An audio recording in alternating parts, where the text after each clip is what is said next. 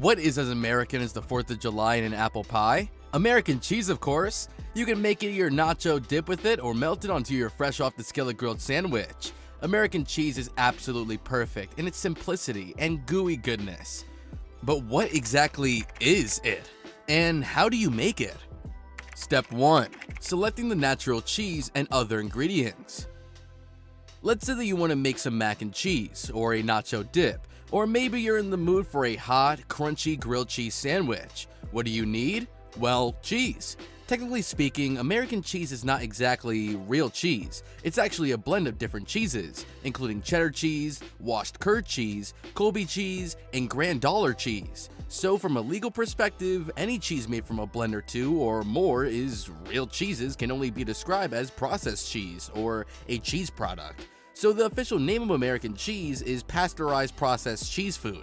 This means that unlike natural cheese, which is directly made from milk, American cheese is made from a bunch of other different cheese varieties, and this cheese blend shouldn't compromise less than 51% of the final product's weight.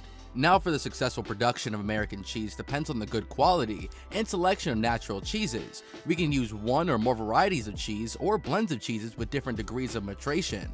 The criteria for selection of natural cheese include flavor, texture, consistency, and level of acidity. When the cheeses have been selected, the products are removed from their packaging, de-rinded, cleaned, and ground before processing. This physical treatment of natural cheese facilities and easier melt ensures proper blending of the added ingredients and enhances better contact between emulsifying salts and cheese components. The other ingredients that are added to the pasteurized processed cheese include water, milk powder, cream, and hydrogenated milk fat, vegetable fat, whey proteins, vitamins, emulsifying agents, caseins, and starches, spices, and food coloring. When melted, the salts hold everything together and give you that wonderfully gooey pull, so choose the right raw materials to get that perfectly blend of creamy, salty, and gooey cheese is the key here. Only brands that meet this strict criteria can label themselves as American cheese. The cheese can have a mild or strong flavor, depending on the manufacturer preference. The color may range from white to light yellow or even orange with a very smooth texture. It's essential to add a variety of emulsifying salts like sodium chirate and phosphates to ensure the viscosity, texture, pH balance, and binding of the water and fat content of the cheese. In fact, both spreadable, slice, and block type American cheeses will use similar ingredients. The difference lies in the proportions of the materials used and the manufacturing procedures, which may vary according to the end product. Now once we're done selecting the natural cheese and other ingredients, it is time to proceed to the most crucial step. Step 2. Formulation of a balanced mix. Where regular cheese making starts with milk, American cheese production actually starts with natural ready-made cheese. First, the cheese is washed and scraped. After that, it can either be chopped into pieces or mechanically grated into fine shreds and melted together at 165 degrees Fahrenheit.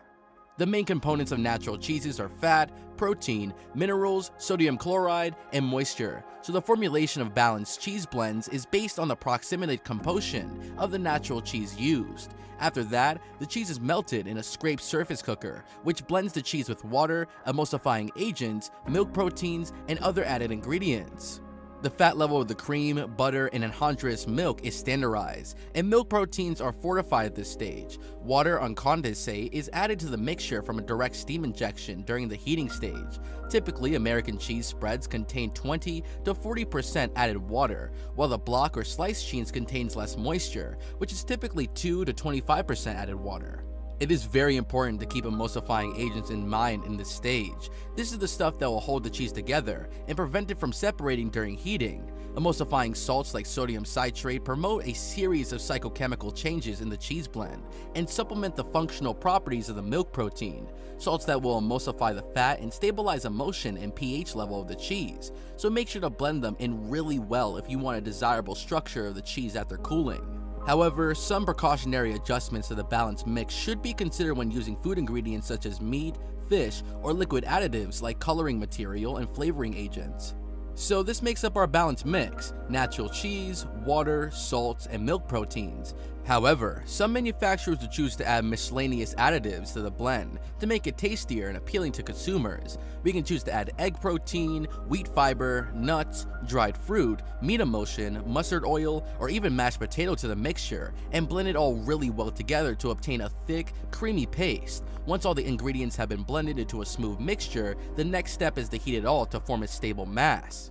Step 3. Heat treatment. In the third step, the balanced mixture is heated. We need to heat the blend because heating is required to pasteurize the product. Now, this is another critical step in the production of American cheese because the cooking time, cooking temperature, the extent of mixing and blending, and the rate of cooling affect the final properties of the processed cheese. During its preparation, the cheese is heated for more than 30 seconds, at least at a temperature of 150 Fahrenheit. For this purpose, we'll use a batch cooker or a process kettle. The important thing here is to ensure that we have a minimum filling temperature of 72 to ensure the proper pasteurization of that yummy cheese we all love. That's because high temperature processing conditions eliminate the looming threat of corrosional spores that can germinate and grow during the sheer life if the product is not refrigerated. So, heating provides additional security during the cheese production and prevents product spoilage. Now that we're done with mixing and heating the mixture, it is time for an optional step, homogenization. Step 4. Homogenization. Although the equipment used to manufacture pasteurized processed cheese products provides the homogenization effect on their own, further homogenization may be required to make the cheese smoother and more homogeneous. The high shear cookers used during the heat treatment produce an emulsion of the fat droplets in the continuous hydrated phase, while the modern continuous cookers are equipped with Tangle steam injectors that are pretty good at adding the creaming effect in the American cheese. However, if the manufacturer desires to add more homogenization into the cheese, they install the device downstream of the cooker. In fact, we need to use an inline mixture or homogenizer for the processed cheese spreads to make them more creamy and smooth. Once the mixture has been thoroughly homogenized, it is allowed to cool down.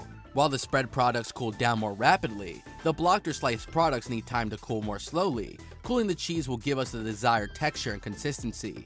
After we are finished cooling the cheese, all that is left to do is pour the blend into molds to obtain the cheese slides, blocks, or spreads. That brings us to the very last step in this fascinating cheese making process. Step 6. Filling machines and packaging. Our last step is to shape the product how we want. Once all the ingredients have been combined into a smooth, homogeneous paste, it is time to add the finishing touch. The mixture is poured into large molds to solidify into sliceable bricks. These are the massive blocks of frame American cheeses that we see in the deli department.